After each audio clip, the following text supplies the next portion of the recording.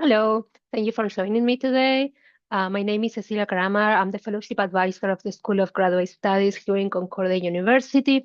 My work here at Concordia is to help you get funding, apply for many different opportunities that you may be eligible as a graduate student in a research-based program. Today, we're going to focus in external funding opportunities for graduate students in a research program. We're going to try to understand first how the Canadian funding landscape works. So here at Concordia, we have two major kind of awards. Ones that we call internal awards. There are pre-allocated entrance awards and donor-specific ones. All of these awards are money that Concordia receives, and it's administered by the department. So if you're thinking about applying to Concordia, or if you're already in a program, you should talk to your graduate program director about all these opportunities that each department can offer you. In my work, I focus in what we call external awards. External awards are every organization and programs that are external to Concordia and that you will have to apply for. We are going to focus today in these three: tri-agency, FRQ, and other external programs. Tri-agency and FRQ. So tri-agency is the federal awards, is comprised of three different agencies. We are going to talk about them in a second. They're going to fund master's research programs and PhDs. The FRQ, the Fonds de Recherche du Québec as well.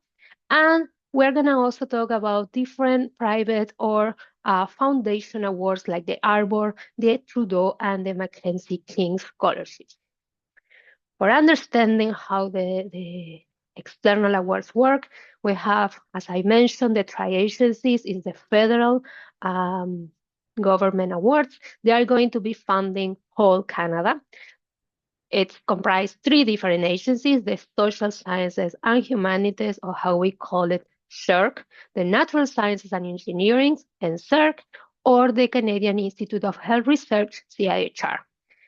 The provincial counterpart here in Quebec, we have the Fonds de Recherche du Québec, that is the same for social sciences and humanities, Société et Culture. On a the FRQSC, Nature et Technologie, FRQNT, et Santé is FRQS. Selecting the appropriate agency is crucial. You can apply if you're eligible to both tri-agencies and FRQ, but you will have to choose amongst this the right agency. If your work, for example, is in humanities, then you will be applying to SHERC and FRQSC. If your work is in mechanical engineering, then there are chances that you will be applying to NSERC and FRQ&T.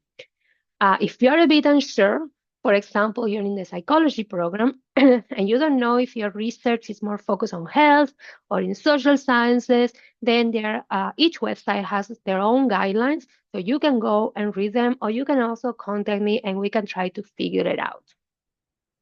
Let's focus first on the tri-agencies. As I say, the tri-agencies, they have master's awards like Canada Graduate Research Scholarship Masters, or CGRSM. The value is $27,000 per year for only 1 year. It's non renewable. It's for all the programs, and CERC or SHERC or CIHR, and the application deadline is in December 1st. To apply for these awards, you have to be a Canadian citizen, a permanent resident of Canada, or protected persons. If you're an international student, you cannot apply for this award. Then they will require for you to be enrolled or intend to apply for full-time admission at the Canadian University, and as of December 31st of the application year, have completed no more than 12 months. What this means? This means that you can apply for this funding opportunity before starting your program or in your first year. They will also require have a first class average. So it's kind of like an A minus. Here at Concordia, it's a 3.7 out of 4.3 in the last 2 years of full-time studies. So if you read your undergrad in your first semester, you didn't do very well, doesn't matter, because they will focus in the last 2 years. And another aspect about this scholarship that I want to mention is that it is not portable. It must be held at Concordia, but can be held in any program, right? How this works. So there is a pre-selection process here at Concordia. So when you are going to apply for this, you're going to go to the ResearchNet platform. You're going to send the application, and when you're sending the application, they will be asking for the top three preferred institutions. So you can put like, I don't know, Concordia, McGill, U of T. So all these universities that you're listing are going to evaluate your application, and they will make you an offer or not. Once you choose, okay, I'm going to accept this offer, then you will have to go to the university and hold the award there. So if you apply U of T, McGill, and Concordia, but McGill is offering you the award, you cannot take that award and use it in Concordia. Makes sense? You have to use it in the university that offer you. This means, again, you can apply to this CGRSM before starting or even before applying to the program.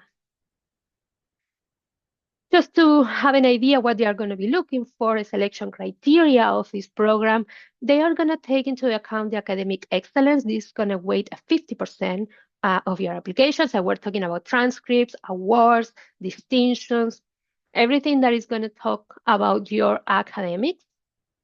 At 30% of the way is going to be on research potential. Part of this application, you will have to write a one-page research proposal. And also in your CV, we're going to see like if you have been doing some undergrad research, if you have experience, you're going to be thinking about the critical thinking that you're putting, if the feasibility of the proposal that you're going to be proposing. Don't worry, we have different videos. We have other workshops that were specifically talking about how to write the research proposal. And lastly, personal characteristics and interpersonal skills, at 20% of the application. Just for you to know, Concordia has quotas. So these agencies allow to each university to have a certain number of awards. For social sciences is 42, for NSEC is 14, and for CIHR is 4. This is not something that you will have to pay attention to. How I always say, you have to focus on making the stronger application possible, but knowing about these quotas will give you an idea of how competitive these opportunities are. Let's talk about the PhD. So Canada Graduate Research Scholarship for doctoral programs. The value is $40,000 per year for up to 3 years, and the eligibility here is open to Canadian citizens, permanent residents, protected persons, and starting this year, they will allow international students to apply for this scholarship. They will only provide 15% of the awards to international students, something to keep in mind. For internationals, it might get a bit more competitive, but at least you will be able to apply. You must have completed no more than 36 months in your program by December 31st. This means that you can apply before starting the program and approximately in the first 3 years of your program. Just make the calculations, make sure that when you started and how many months is taking until December 31st. Another requirement is to be enrolled or intend to apply for full-time admission at the Canadian University. So as I say, you can apply before starting the program, but for international students, you have to be enrolled in your PhD program. There's also a pre-selection process in Concordia when you go to each website platform and you start the application. They will ask you what's your status at the time of the application. If you're already a student here in Concordia, then you will click this one, currently registered in a degree program at a Canadian institution with a doctoral quota. Where to submit the application? The submission is the Canadian institution at which the applicant is currently registered. What does it mean? Doesn't mean that you have to send something to us. No, you still have to send your application through the agency's platform, not directly to Concordia. But since you are sending it to Concordia through the platform, you have to pay attention about internal Concordia deadlines, okay? If you go to the agency's website, you will see their deadline that is probably somewhere in November. which is different than the one that we will set here in Concordia. Since there is a pre-selection process that has to happen in Concordia, we are setting internal deadlines way in advance to that agency deadline. So for us, SHIRC, Social Sciences and Humanities, doctorals, the tentative internal Concordia deadline is September 26th, and for NSERC and CIHR is October 10th. We're gonna define the dates once the competitions will open. That will be July 8th fortnight. I will keep you updated for any change, if there's any change. If not, we continue with these dates. You can submit a maximum of one scholarship per year to CIHR, SHIRC, or NSERC. That's why it's so important for you to know to which agency you have to apply. Because if you send an application to CIHR and another one to SHIRC, they are just going to take into consideration the first one that you are sending. And also, these are the people that are going to be reviewing your application. So if you're sending something that is health related to NSERC, the review committee are not going to be able to understand your proposal. So it's going to go against you. So really pay attention to that. As a selection criteria, this is a bit different than the masters. They will take into consideration the academic excellence as well. This is a 50%, but also they will put more weight in the research potential, another 50%. This will be about your research history. Again, your proposed research. In this case, you will have to write 2 pages. Contributions in the field. You also have to provide reference letters. So many different components in your application that they will talk about academic excellence and research potential. Concordia has quotas for these awards. Last year, quotas were 72 for social sciences, 20 for natural sciences, and 3 for health. These years, we are expecting to see a change in the number of quotas, so I will update it as soon as we know. There is an important notice that I want to share with all of you. Starting this year, the Vanier Canada Graduate Scholarship for PhD has been discontinued. It no longer exists. So if you were thinking about applying to Vanier, you cannot because the program does not longer exist. So as a PhD student, you should apply for the Canada Graduate Research Scholarship doctoral program. Let's move on now to the Fonds de Recherche du Québec FRQ Awards. As I mentioned, they also have master's and PhD funding. For the master's, this is open to Quebec residents or students admitted to a program or students supported by a supervisor. We're going to see in a second what this all means. This is for all the programs, FRQNT, FRQSC, and FRQS. And the eligibility period, you can apply before starting your program and within no more than 3 full-time terms as of May 1st of the following year. So make your calculations. We're going to see what this means in a second. They will also require a first-class average in your undergrad studies. This is not the last 2 years. This is your whole undergrad studies. For FRQNT, they are requiring a 3.55 or 4.3 or equivalent. For FRQSC, it's a 3.7 out of 4.3 or equivalent, and the for FRQS, 3.3 out of 4.3 or equivalent. So if you're coming from a different system, you're an international student, you have to show that whatever notes that you have, they are the equivalent of these grades. The value is for $20,000 per year for up to 2 years, and it's non-renewable. And the applications deadlines are going to be in early October. The competitions are not open yet. So if you go to the website, you're not going to have information. They are going to be open in July. So we're going to update the information back in July. For the PhD, again, open to Quebec residents, students admitted to a program, or students supported by a supervisor, all the programs and eligibility period, you can apply before starting your program and within no more than 14 full-time terms as of May of the following year. So again, pen and paper and start making your calculations and see if you reach these 14 full-time terms or less by May. The value is $25,000 for up to 4 years and is non-renewable. Again, the application deadline is in early October. So let's talk about what this eligibility means. I say that you can be a Canadian citizen or permanent resident or Quebec resident. So for applying for this program, again, you can be a Canadian citizen and present your RAMQ card. That's how you show that you are a Quebec resident.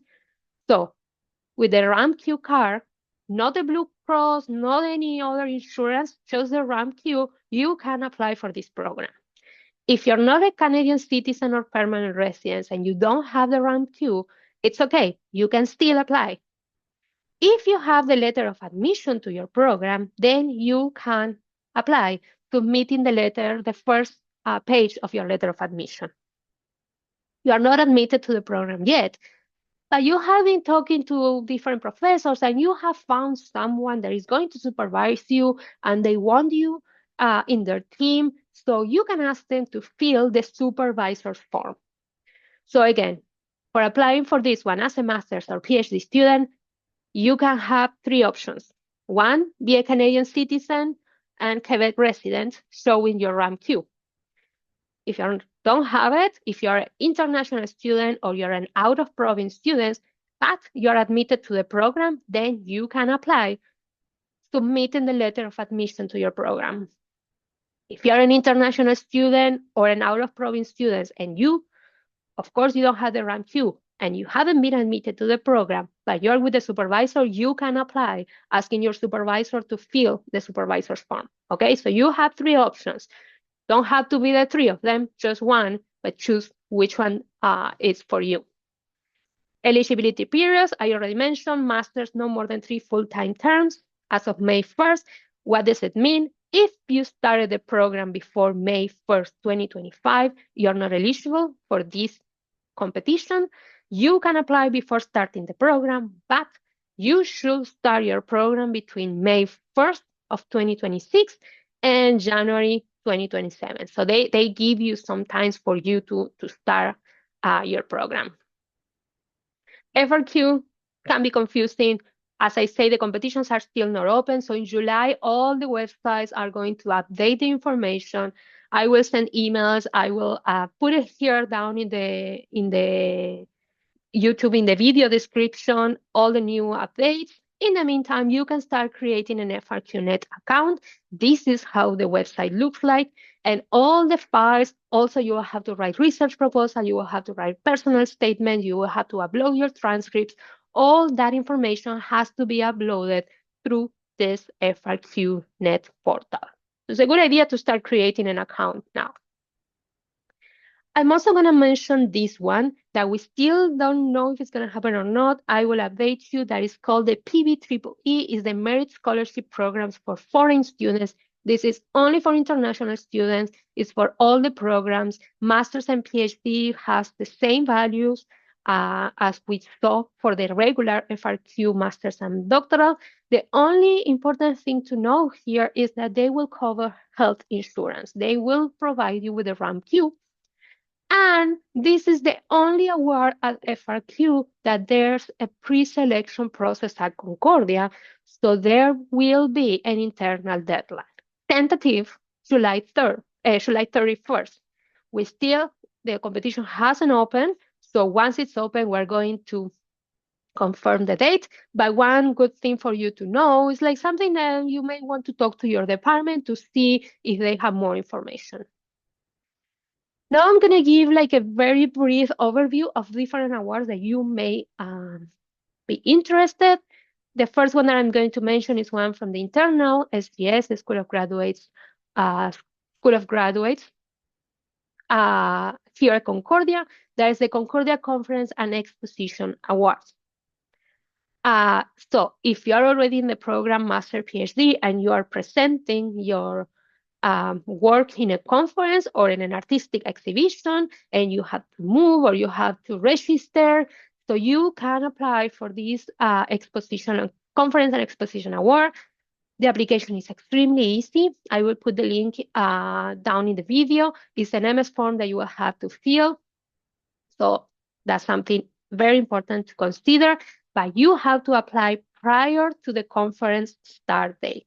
This is not retroactive. If you already went to a conference and you want to apply now, that doesn't work like that. But if you're going to a conference in the future, this is something to consider.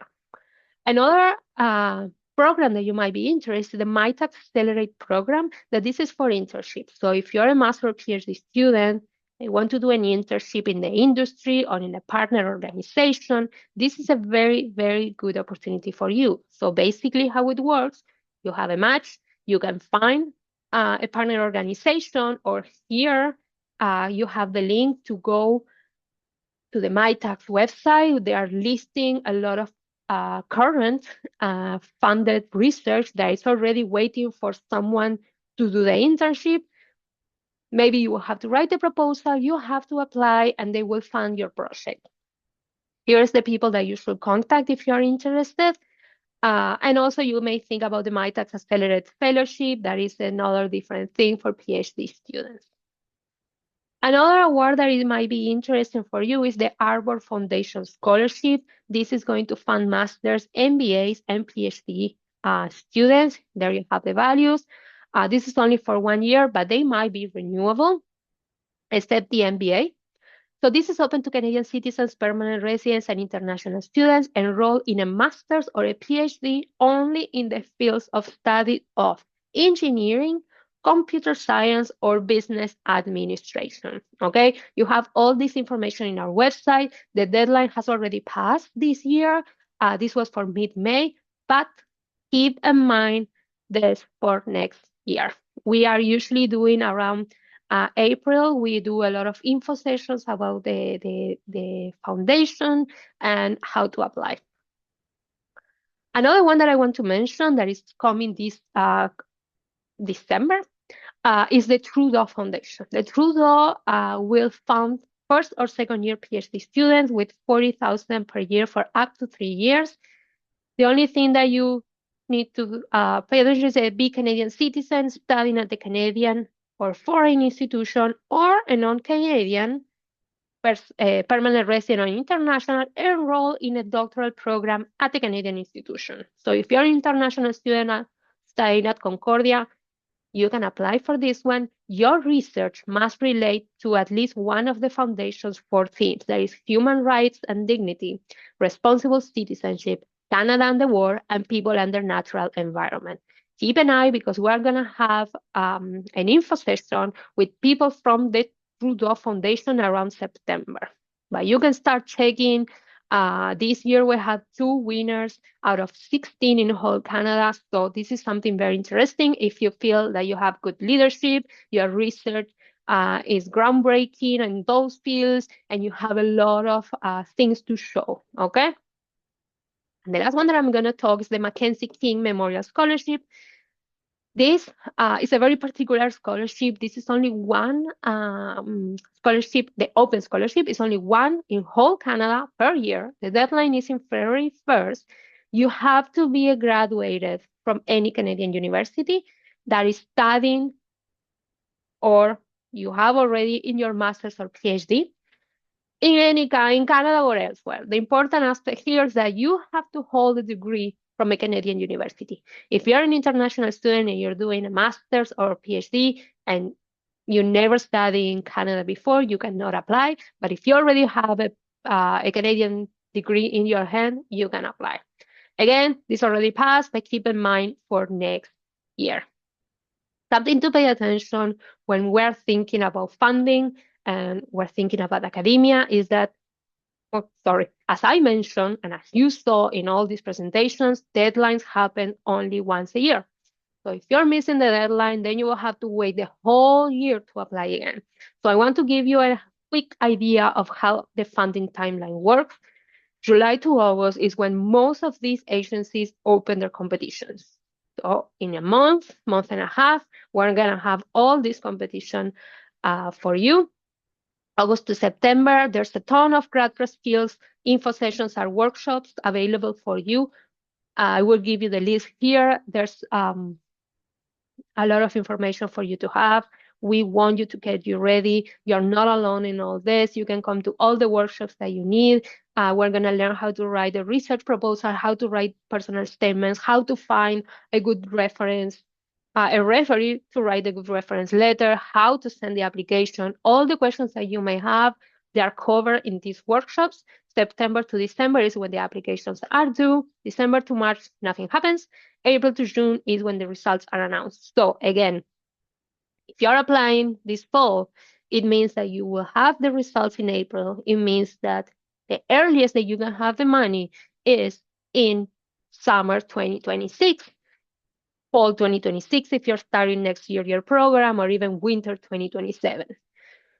So you have to think ahead because you may have this award if you get the award in a year from now.